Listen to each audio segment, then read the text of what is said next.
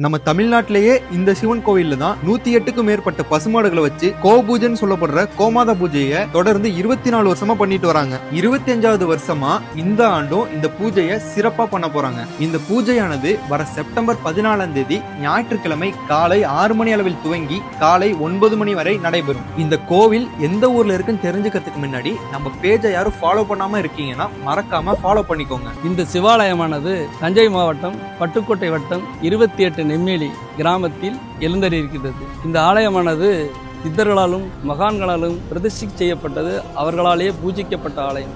அதற்கான சாட்சி சிவலிங்கம் சிவபெருமான் அருணாச்சலேஸ்வரர். விழுவ காட்டுக்குள்ளே அமைந்த ஒரே கோயில், தமிழகத்திலே எங்கேயுமே இல்லாத விழுவ காட்டுக்குள் அமைந்திருக்கின்ற சிவலிங்கம் சிவபெருமானுடைய திருக்கோயில். இந்த கோயில்ல ஒரு பசு வைத்து பூஜை செய்வதே புண்ணியம் என்பார்கள். 25 வருஷமா 108 பசுமாட்டை வச்சு 108க்கு மேல ஒவ்வொரு வருடமும் ஆவணி கடைசி ஞாயிற்றுக்கிழமை நடக்கின்ற இந்த கோபூஜையிலே இந்த பூஜையை காண்பதற்கு கோடான கோடி புண்ணியம் செய்தவர்கள் மட்டுமே இந்த மண்ணிலே கால் வைக்க முடியும். அந்த புண்ணியகாரர்கள் இந்த ஆலயத்துக்கு வர வேண்டும் என்று வேண்டுகோள் வைக்கின்றோம்.